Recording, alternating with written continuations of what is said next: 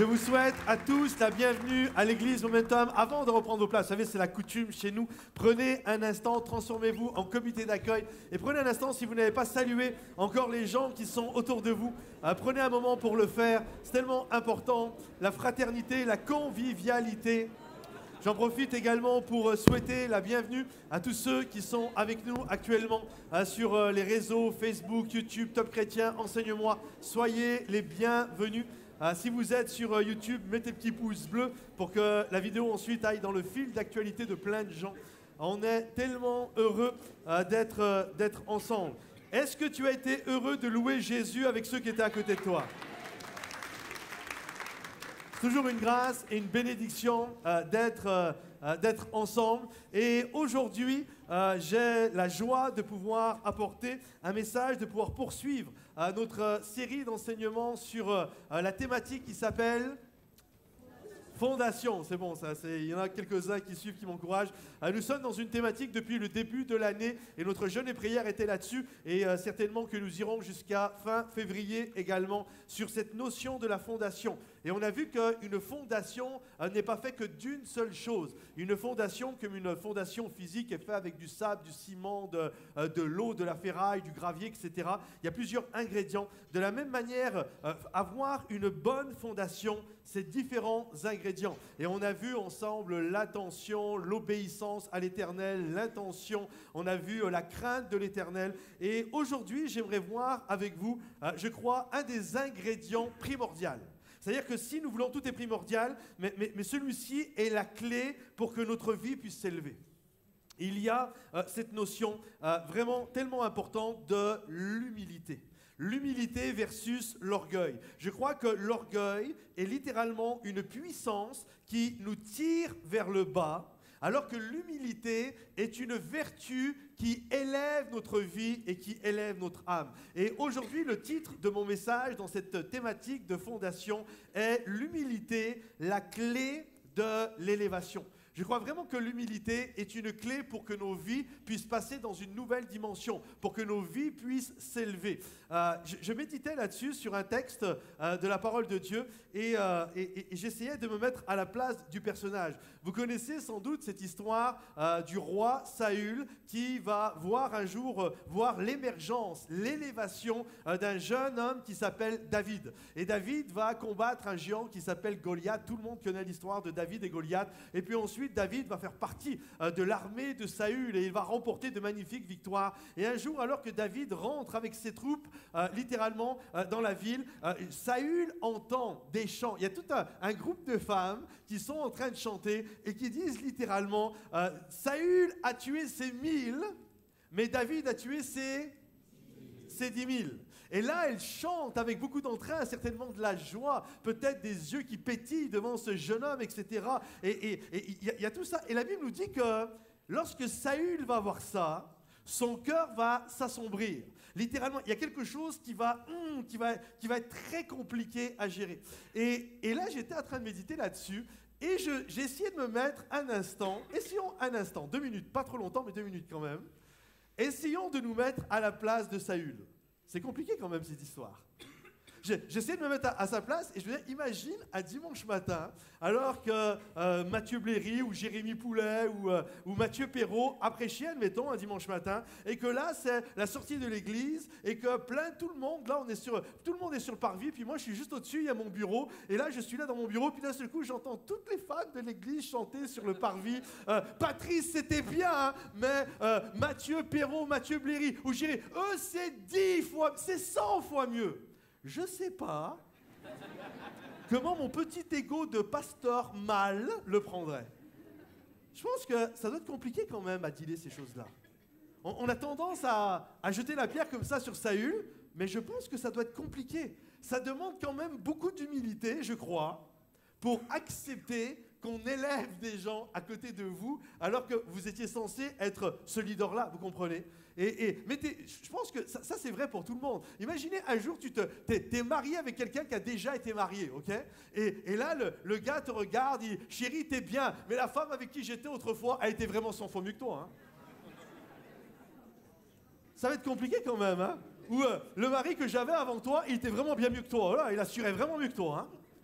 Je crois que c'est compliqué à gérer ces choses-là. Et je crois que si on se laisse assombrir, littéralement, ça va nous tirer vers le bas. Et on le voit même, il y a plein d'histoires comme ça dans la Bible. Caïn et Abel. Caïn, qu'est-ce qui s'est passé? Les deux ont fait une offrande et on sait que Dieu va agréer l'offrande d'Abel. Et qu'est-ce qui va se passer? Caïn, de la même manière, son regard, son cœur va s'assombrir.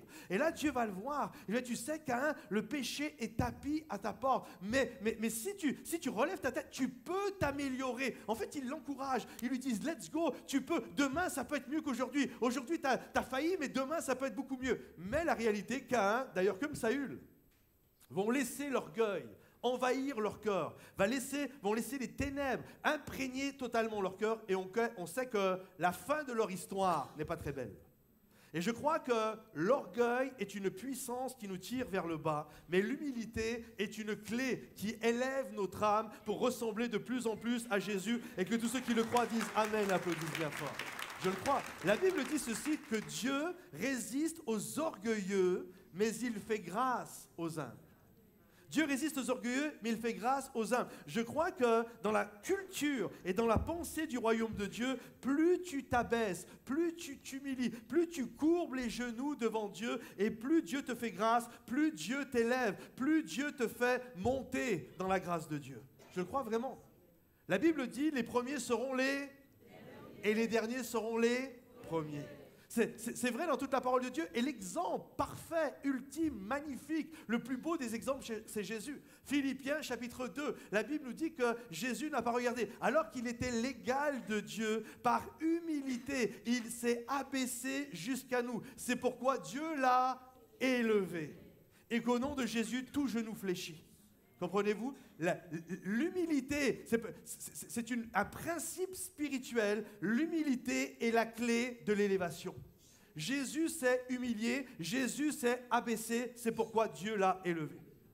Et il y a cette réalité. Si je veux passer dans une nouvelle dimension, dans la dimension que Dieu a prévue pour moi, il y a un appel en tant que serviteur, en tant que servante, d'être humble, littéralement d'avoir ce cœur humble devant Dieu. La Bible dit quiconque veut être grand. Quiconque, c'est toi et moi, c'est tout le monde quiconque. Donc on a le droit de vouloir être grand. Quiconque veut être grand, qu'il soit le serviteur de tous.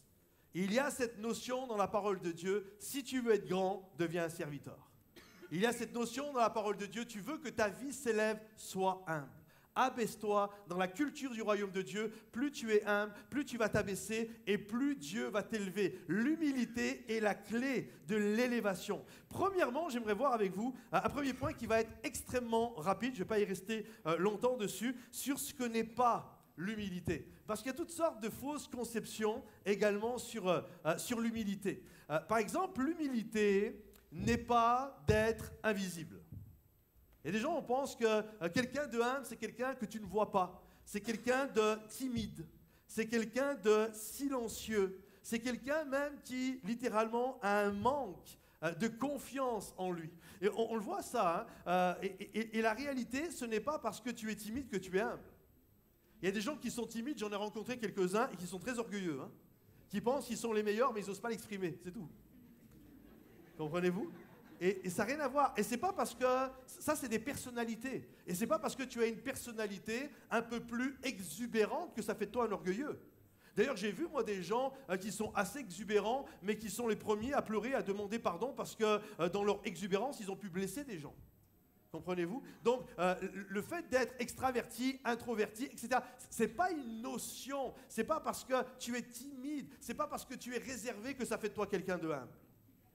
C'est juste des différences de personnalité, et peut-être il y a des gens qui n'osent pas parce qu'ils ont tellement été brimés quand ils étaient enfants, etc., qui aujourd'hui sont complètement recroquevillés. Il peut y avoir toutes sortes de réalités, mais l'humilité, c'est encore autre chose. L'humilité, c'est un état de corps. Je me souviens un jour, je vais dans une église, et là, il y avait une personne qui a fait un chant spécial, et là, vraiment, il y avait une onction, c'était magnifique. Mais vraiment, vraiment, le ciel était là, quoi.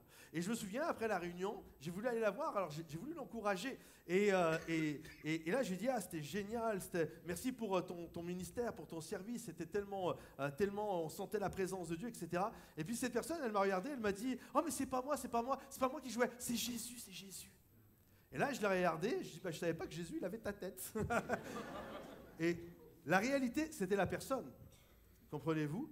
Mais je comprends la notion qu'elle a voulu dire. Elle a voulu rendre honneur à Dieu. Elle aurait pu dire, je te remercie pour le compliment que tu me fais. Sache vraiment, c'est Dieu qui m'a donné ce talent et je suis tellement heureuse de pouvoir le mettre pour la gloire de Dieu, d'élever le nom de Dieu avec ce que le Seigneur m'a donné, d'être sa servante ou son serviteur, vous comprenez?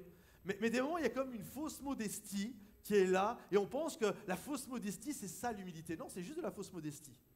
La véritable humilité n'a rien à voir avec le fait d'être réservé, d'être timide, d'être exubérant. Comme le fait d'être exubérant ne veut pas dire orgueilleux. Comprenez-vous? C'est autre chose. On parle d'un état de cœur. On parle de quelque chose qui est caché. On parle de quelque chose qui est à l'intérieur du cœur. Et de la manière dont on voit Dieu, dont on voit les gens, dont on voit tout ce qu'il y a autour de nous.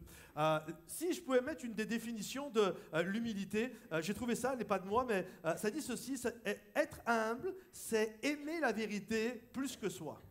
C'est penser que nous sommes toujours en position d'apprendre, de progresser, de s'améliorer. C'est cela la vraie humilité. Celle qui n'a pas besoin de longs discours sur le mode « je suis rien » ou « je ne suis pas grand-chose », etc. Non. C'est d'être honnête envers qui nous sommes. C'est d'être honnête envers ses joies et ses peines, ses échecs, ses succès, sur nos forces et sur nos faiblesses. Et c'est ça l'humilité. Et la véritable humilité, d'ailleurs, nous amène toujours à aller de l'avant. Je lisais un livre il y a quelque temps sur les gens qui ne cessent de grandir et ils appellent ça l'indice de progression. Et l'indice de progression, c'est comme une multiplication et ça commence avec la capacité d'apprendre. Ceux qui sont toujours avec une soif de toujours apprendre, de toujours être, à toujours regarder les choses qui nous confrontent et de continuer d'apprendre, multiplié avec la capacité de se remettre en question. Plus j'apprends, plus je désire apprendre et plus je suis capable de me remettre en question et plus ça me permet de progresser. Mais on s'aperçoit que ce soit la capacité d'apprendre ou de se remettre en question, ça fait appel à une notion qui s'appelle l'humilité. Parce que quelqu'un d'orgueilleux, au bout d'un moment, il n'a plus envie d'apprendre des autres. Il pense qu'il est arrivé. Regardez, l'apôtre Paul nous donne un exemple tellement extraordinaire. Il est à la fin de sa vie. Il écrit sa dernière lettre à son fils dans la foi, Timothée. Et il lui dit, quand tu viendras me voir, apporte-moi mon manteau et apporte-moi mes livres et mes parchemins. Et là, le parchemin, c'est pour continuer d'écrire les épîtres qu'il a écrits. Mais il dit ses livres. Et on ne parle pas de la Bible, il l'avait. On parle peut-être du commentaire d'un rabbin ou d'un pasteur, etc. En fait, c'est l'apôtre Paul. Il a écrit un tiers du Nouveau Testament. Il a eu une révélation de Jésus. C'est lui qui lui a donné son évangile. Il a vécu des expériences extraordinaires. Il a implanté des dizaines et des dizaines d'églises. Il connaissait la doctrine sur le bout des doigts. Et il arrive à la fin de sa vie et il dit « Donnez-moi des livres, je veux encore apprendre ». Combien croient que si l'apôtre Paul, même vieux, en ayant fait tout ce qu'il a fait, voulait continuer d'apprendre, nous, petites personnes que nous sommes, on peut continuer de dire « Ok, moi aussi, je veux continuer d'apprendre ». C'est ça l'humilité. L'humilité, c'est de toujours dire « Ok, j'ai encore besoin de vous, j'ai encore besoin d'apprendre, j'ai encore besoin de me remettre en question, parce que je crois que Dieu va encore faire des choses dans mon cœur, je crois que Dieu va encore lever des choses qui ne sont pas à sa gloire, je crois que Dieu veut me confronter dans certaines situations, je crois que mon Dieu veut m'aider à aller de l'avant ». C'est ça la véritable humilité. Alors c'est pourquoi, deuxièmement, l'humilité consiste à reconnaître qui je suis, dans mes forces et mes faiblesses. Il y a cette notion de, je veux reconnaître mes forces, je veux reconnaître également mes faiblesses, mais c'est qui je suis. Vous connaissez l'histoire d'Adam et Ève. Lorsque Dieu a créé l'homme, il créa Adam et Ève, et la Bible nous dit qu'il les plaça dans un jardin magnifique, le jardin d'Éden. C'était l'harmonie la plus totale, c'était juste extraordinaire. L'homme et la femme vivaient en paix. L'homme était en paix, il n'avait pas de problème avec lui-même. Contrairement à aujourd'hui, on peut avoir toutes sortes de névroses, de dépressions, de psychoses, de peurs, d'inquiétudes, etc. Là, tout ça n'existait pas. Il était en paix avec lui, il était en paix avec sa femme, et sa femme était en paix avec lui, et ils étaient en paix avec Dieu. Combien croient que quand tu es en paix avec toi, tu es en paix avec ta femme, avec les autres, et que tu es en paix avec Dieu, tu vis quand même pas mal bien. Ok? Et ça, c'était ça le jardin d'Éden. Il y avait une paix qui était là. Il y avait une paix avec Dieu, une paix, pas de problème de névrose, pas de problème de relation avec Dieu, pas de problème de relation avec sa femme. Tout était bien et tout était magnifique. Et Dieu les a placés là, il leur a tout donné. Ils devaient cultiver, s'occuper du jardin. Et Dieu va leur dire, voilà, la seule chose, c'est que j'ai mis au milieu un arbre, l'arbre de la connaissance avec un fruit. Et vous avez le droit à tous les fruits, mais vous n'avez pas le droit de manger celui-là. Parce que si vous en mangez, vous allez mourir. Et là, Dieu n'a pas placé cet arbre parce qu'il était méchant, c'était juste parce qu'il nous aime et qu'il veut laisser la liberté de choix, de choisir à chacun d'entre nous. Et là, la Bible nous dit, à un moment donné, il y a eu un serpent qui symbolise le diable, qui est venu dans ce jardin. Et il a commencé à un moment donné à discuter avec Ève. Et il va dire à Ève, ouais, mange du fruit défendu. Et Ève, qu'est-ce qu'elle va faire? Elle va répondre, elle va dire, mais non, on ne peut pas manger ce fruit-là. Dieu nous a dit que si nous le mangions, on allait mourir. Et regardez ce que le diable va faire. C'est pas pour rien qu'on l'appelle le malin. Hein. Alors le serpent dit à la femme, vous ne mourrez point, mais Dieu sait que le jour où vous en mangerez, vos yeux s'ouvriront et vous serez comme des dieux.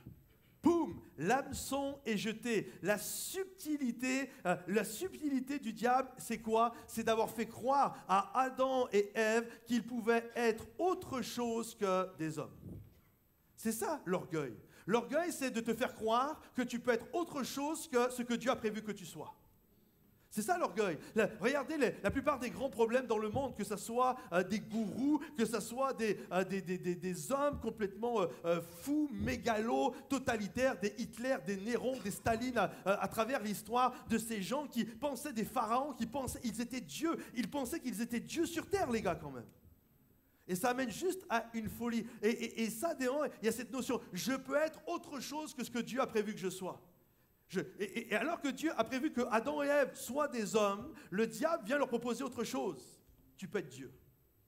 Tu peux être comme Dieu. Vous pouvez être comme des dieux. En fait, c'est faux ce que Dieu a dit. Tu peux être comme des dieux. Qu'on s'entende bien. En tant que pasteur, en tant que prédicateur, et c'était pareil pour Luc Dumont dimanche passé, lorsqu'il prêchait, on invite les gens, on encourage les gens qu'ils peuvent réussir dans leur vie. On encourage les gens à dire, tu peux vivre autre chose que ce que tu vis aujourd'hui. Tu peux être autre chose que ce que tu es aujourd'hui. Mais qu'on s'entende bien, c'est toujours dans la pensée de le projet et le plan que Dieu a prévu pour toi.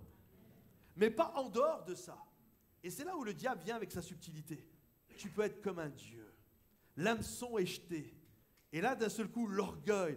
Ah ouais, je peux être comme Dieu. Et là, ils ont pris le fruit. Et ils l'ont mangé. Parce qu'ils voulaient être autre chose que ce que Dieu avait prévu qu'il soit. Et lorsque Dieu a créé l'homme, vous savez comment Dieu a créé l'homme? La Bible nous dit que Dieu avait tout créé. Et il a pris de la terre. Et il a façonné l'homme. Et littéralement, vous savez comment s'appelle la première couche de la terre? L'humus. Si tu peux mettre la photo suivante, s'il te plaît. La photo suivante, c'est, vous voyez ici une portion de la terre. Et la première partie que vous voyez au-dessus, c'est ce qu'on appelle l'humus. Et lorsque Dieu a créé l'homme, il a créé l'homme avec cette partie-là. Il a créé l'homme avec de l'humus. Et c'est intéressant de savoir que la racine du mot humble vient du latin humus, signifiant terre, homme, humilité, humanité. En d'autres termes, c'est quoi l'humilité? Écoutez bien, c'est quoi le fait d'être humble? C'est de reconnaître son humanité. Dieu est Dieu et moi je suis un homme. Avec mes forces, avec mes faiblesses, je n'ai pas tous les talents, c'est pour ça qu'on est une équipe, parce que d'autres ont des talents que moi je n'ai pas. Et c'est tout simplement ça l'humilité. L'humilité, c'est de reconnaître ce que je suis et ce que je ne suis pas. C'est je ne joue pas à Monsieur Parfait, je ne joue pas à être le meilleur du monde. Je sais qui je suis, je connais mes forces, mes faux pas me collent à la peau, je traîne mes casseroles. Tous les matins, je me lève et parfois, je vous le dis des moments, je suis fatigué de moi-même. Je sais qui je suis et je ne vais pas jouer au super pasteur, vous n'allez pas jouer au super chrétien, parce que quand on fait ça, c'est là où on rentre dans une espèce d'état de religiosité totale, où on fait que de l'apparence, où on rentre dans une névrose, où on commence à être des hommes et des femmes durs qui passent notre temps à juger les autres. Sois un être humain. Comprenez-vous? Tu n'es pas Dieu, tu es un être humain. Tu es de l'humus, je suis de l'humus, nous sommes de la poussière et un jour nous retournerons à la poussière. Dieu est Dieu et je suis un être humain. Et c'est ça l'humilité. Je reconnais ce que je suis et je reconnais ce que je ne suis pas. Et lorsque je commence à réaliser ces choses-là, alors ma vie commence à changer. Dieu est Dieu. Et regardez, même quand les gens veulent vous attaquer, vous n'avez plus de problème. Parce que quand les gens commencent à vous attaquer ou que lui, il a tué 6 000, l'autre c'est 10 000, ça vient activer quoi? Ça vient activer de l'orgueil en moi. Non, mais moi, je suis plus que ça. Non, tu es ce que tu es. Regardez, on l'a fait à l'apôtre Paul. C'est très intéressant. On l'a fait à l'apôtre Paul. On disait, des gens critiquaient Paul et ils disaient que lui, ce n'était pas vraiment un vrai apôtre. Et que Pierre, Jean, ça c'était des vrais apôtres. Mais pas Paul. Paul, il n'a pas été avec Jésus, il n'était pas parmi les 12. Et on disait que c'était le dernier des derniers. Et l'apôtre Paul, vous lirez ça, c'est extrêmement intéressant. L'apôtre Paul va dire, il va leur donner raison, en disant, c'est vrai, je suis le dernier des derniers, je suis le rejeton. Je suis comme un avorton, le dernier de la portée. Et il dit, ok, c'est vrai, je suis le dernier des derniers, les amis. Vous avez raison, je suis qu'un avorton, je suis qu'un rejeton de toute la portée. Mais regardez comment il finit, c'est tellement bon, c'est tellement extraordinaire. Regardez ce qu'il dit. Il dit, mais par la grâce de Dieu, je suis ce que je suis. Et sa grâce envers moi n'a pas été vaine. Vous comprenez? Vous pouvez applaudir la parole de Dieu. Je suis ce que je suis. Je suis tout simplement ce que je suis et sa grâce envers moi n'a pas été vaine. Et j'aime tellement cette notion de l'apôtre Paul. Paul n'a pas essayé d'être autre chose que ce qu'il est. Et il le dit, c'est vrai que je suis le dernier des derniers. J'ai persécuté l'Église avant de donner ma vie à Jésus. J'ai fait des choses qui ne sont pas glorieuses. Je n'ai pas joué à un rôle que je ne suis pas. Je suis ce que je suis. Mais il y a une chose que je sais. Avec toutes mes faiblesses, avec toutes mes erreurs, avec tous mes échecs, avec toutes mes réussites et ce que j'ai pu faire. En fait, la réalité, je suis qui je suis. Mais sa grâce envers moi n'a pas été vaine. Regarde ton voisin et dis-lui, tu es qui tu es. Joue pas un rôle, tu es qui tu es. Mais sa grâce envers toi, continue, mais sa grâce envers toi n'est pas vaine. Sa grâce envers toi n'est pas vaine. Et il y a cette notion. C'est pourquoi je finirai troisièmement et dernièrement. L'humilité est la racine de toutes les grâces, les amis. L'humilité est la racine de toutes les grâces. L'orgueil, écoutez bien, l'orgueil précède la chute. Avant la ruine, le cœur de l'homme s'élève. Il s'élève tout seul, le gars, il est une légende dans sa propre tête. Il se monte tout seul. Ok? Ben en fait, ça précède sa chute. Comprenez-vous ce que j'ai tout à l'heure en introduction? L'orgueil finit toujours par te tirer vers le bas. Même si tu penses que ça va t'élever, la réalité, ça t'amène toujours vers le bas. Mais l'humilité précède la gloire. C'est tellement important de pouvoir le comprendre. Un jour, je visitais une église et là, je discutais avec un des leaders dans l'église. Et puis, là, il me parlait d'un petit groupe où il y avait des problèmes. Il me dit, ouais, tu vois, lui, là, il a un problème avec la pornographie. Lui, il a un problème avec l'alcool. Lui, c'est avec le jeu. Puis là, il montre une autre personne. Elle n'a pas tous ces problèmes, mais elle a un problème avec l'orgueil. Et moi, dans mon cœur, ça m'a interpellé. Parce que je me suis dit, en fait, il est en train de placer l'orgueil sur le même niveau que le reste. J'aimerais vous dire, les amis, il n'y a rien de pire que l'orgueil. Rien de pire que l'orgueil. Oh, il est en train de classifier les péchés. Oui, je le fais. Il n'y a rien de pire que l'orgueil. Il n'y a rien de pire. Vous savez pourquoi l'enfer existe ? Vous savez pourquoi il y a des démons sur la terre? Vous savez pourquoi il y a un diable qui existe? Parce que la Bible nous dit qu'un jour, et c'est pour ça que l'enfer a été créé, c'est parce qu'un jour, il y avait un ange, les amis, qui s'appelait Lucifer, qui veut dire l'astre brillant, qui veut dire le porteur de lumière. Et un jour, cet ange, et c'était celui qui était en charge de conduire la louange, la chorale des anges dans le ciel. Et alors qu'il conduisait, tout le monde a loué et adoré celui qui est depuis toute éternité, a adoré Dieu. À un moment donné, dans son cœur, il a commencé à concevoir de l'orgueil. Il a commencé à se dire, mais finalement, tout ça, ça pourrait être pour moi, finalement. Il a conçu de l'orgueil dans son cœur. Et la Bible nous dit, il a voulu prendre la place de Dieu. Il a voulu s'élever tout seul par orgueil. Et à cause de ça, Dieu l'a vu, parce que Dieu connaît les corps de chacun. La Bible nous dit que Dieu l'a vu, il l'a pris et il l'a précipité. Il l'a jeté hors de son ciel. Et tous les anges qui par suffisance ont voulu suivre cet ange de lumière, aujourd'hui sont appelés des démons. Et cet astre brillant, aujourd'hui, est appelé Satan. Vous comprenez? En d'autres termes, écoutez bien, l'orgueil, les amis, c'est pas rien. C'est une puissance qui est capable de vous métamorphoser. L'orgueil est capable de prendre un ange et d'en faire le diable. Si ça, c'est pas une puissance de métamorphose, je ne sais pas ce que c'est. Il est capable de prendre un ange et d'en faire le diable. Et aujourd'hui, pourquoi l'enfer a été créé? L'enfer n'a pas été créé à cause de quelqu'un qui un jour a bu ou s'est mis à jouer au jeu ou a eu une addiction. Non, l'enfer est né à cause de l'orgueil. Il n'y a rien de pire que l'orgueil. C'est une puissance de métamorphose. De la même manière, pourquoi aujourd'hui nous pouvons louer et adorer Jésus? Pourquoi aujourd'hui nous pouvons dire sans orgueil, parce que ça ne dépend pas de nous, tout dépend de la grâce de Dieu, mais pourquoi aujourd'hui on peut dire qu'on est sauvé? Pour la simple et bonne raison qu'un jour Dieu, Jésus qui était dans son ciel de gloire, n'a pas regardé à être l'égal de Dieu, mais par humilité, il s'est abaissé jusqu'à nous, il est né dans une étable, c'est le roi d'humilité, il a marché parmi nous, il a enseigné l'humilité et il est mort humblement sur une croix. Donc, l'humilité de Jésus, pour qu'un jour nous puissions nous élever jusqu'au paradis de Dieu, il a fallu que Dieu s'abaisse jusqu'à nous. C'est le principe de l'élévation. Il y a un abaissement pour qu'il puisse y avoir une élévation. Si aujourd'hui on peut dire un jour, je peux aujourd'hui louer, adorer Dieu, je peux m'élever jusque devant le trône de Dieu, c'est pas pour rien que je peux le faire, c'est parce qu'un jour Jésus s'est abaissé. C'est la clé de l'élévation. Et le paradis nous est offert grâce à l'amour de Dieu, bien sûr, mais grâce à l'humilité de Jésus qui est descendu jusqu'à nous. Et l'humilité, tout comme l'orgueil, est une puissance extraordinaire de métamorphose. Je ne connais pas vos vies ici, mais même si tu penses que tu es le dernier des derniers, même si tu penses que tu es le plus vil des pécheurs, le pécheur le plus terrible, j'aimerais te dire, quelle que soit ta vie, si tu littéralement t'abaisses devant Dieu, tu demandes pardon à Dieu, il peut y avoir de la drogue, de l'alcool, de la pornographie, peu importe, il peut y avoir une vie terrible, peut-être tu as commis des crimes, mais à partir du moment où tu t'abaisses devant Dieu, à partir du moment où tu demandes pardon à Dieu, Dieu est capable, alors que tu t'abaisses devant lui, il est capable de te prendre, de t'élever devant le trône de la grâce et de te déclarer enfant de Dieu. C'est ça la puissance. L'orgueil n'est pas un péché comme les autres, c'est la source de tous les péchés. Et l'humilité n'est pas une vertu comme les autres, c'est la source littéralement de toutes les vertus.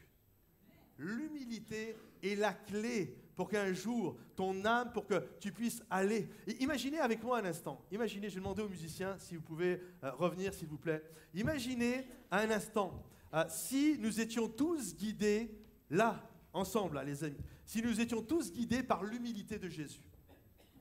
Ce serait extraordinaire. Que tu regardes ton frère, ta sœur, ton mari, ton épouse, ton pasteur et ton pasteur, chacun d'entre vous, et qu'on tous là on se regarde comme l'autre étant supérieur à moi-même. Est-ce que vous croyez que ça va régler pas mal de problèmes? En règle générale, les problèmes viennent parce que je veux gagner mon point, parce que c'est moi qui ai raison, et que toi t'as tort, forcément toujours moi qui ai raison et toi t'as tort, c'est toujours comme ça. Et que, etc., etc.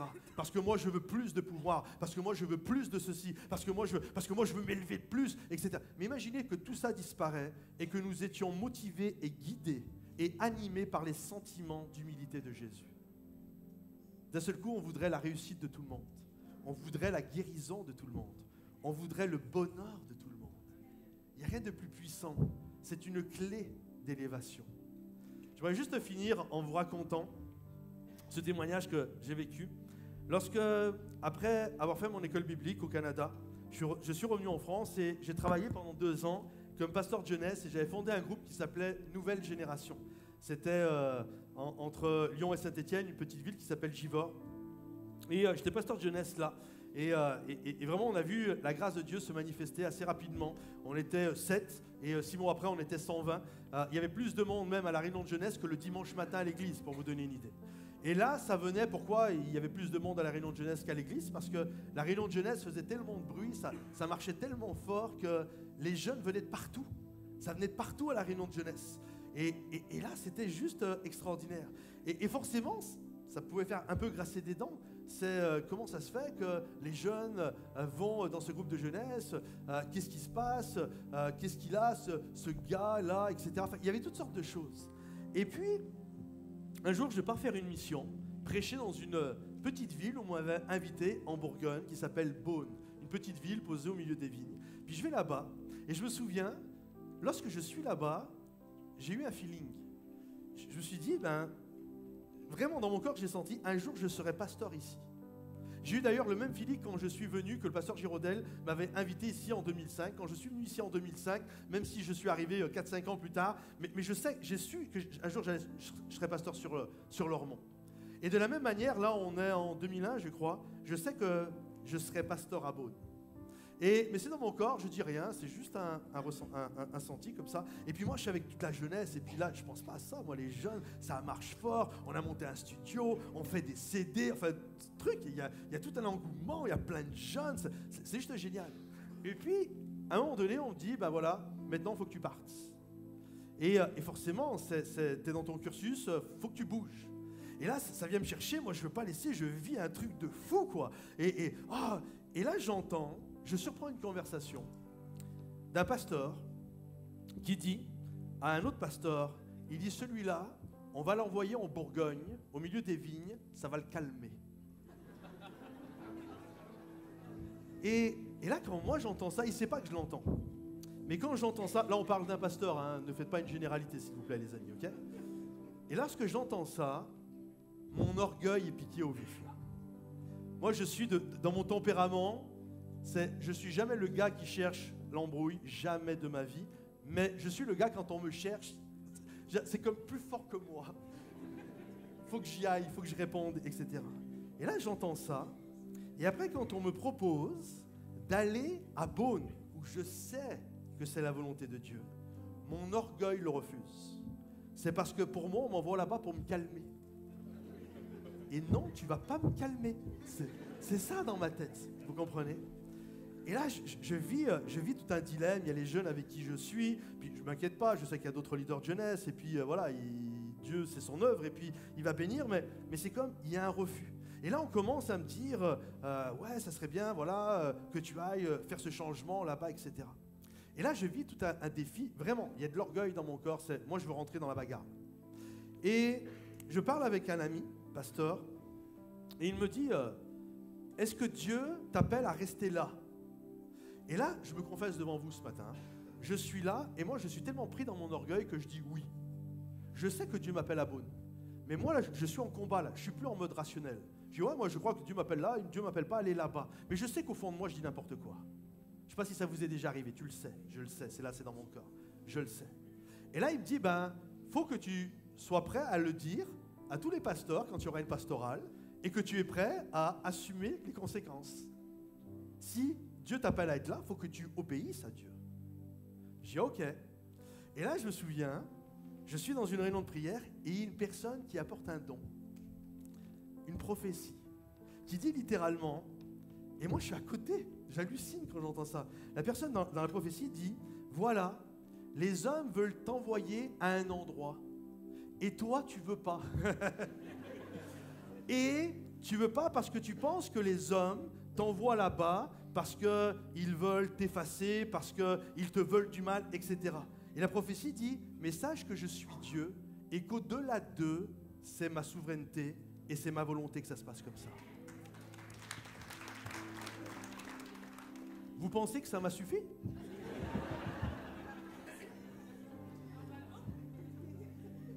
Trop d'orgueil en moi, je crois. Et là, j'entends ça et je me retrouve dans une pastorale avec plein de pasteurs gentils qui veulent mon bien. Ils veulent me confier une église, c'est qu'ils m'aiment quand même, ils ont confiance. Et je me souviens, quand c'est le moment de partager, de parler là-dessus, sur les différents changements, je me lève, tout le monde, petit stagiaire, même pas en stage, en probatoire, et là je me lève et je vais sur le devant et je prends le micro, tout le monde me regarde avec des yeux comme ça, et là je regarde tout le monde, je dis moi, je ne pars pas, je reste ici, et je suis prêt, et je leur dis ceci en plus, et je suis prêt à assumer tout ce qui va se passer. Là, il y a un vieux pasteur qui se lève et qui dit « Faites sortir tous les stagiaires !» Et là, ok, tous les stagiaires, on sort. Et là, je me retrouve dehors. Les autres stagiaires, c'est comme ils se mettent à 15 mètres de moi. Il n'y a personne qui... Ils ont peur que je les contamine. Il n'y a personne qui veut me parler. Et là, je suis en mode orgueil dans mon cœur. Combat. Je vais avoir le dernier mot. C'est quoi cette histoire? Juste parce que j'ai entendu une personne. Hein.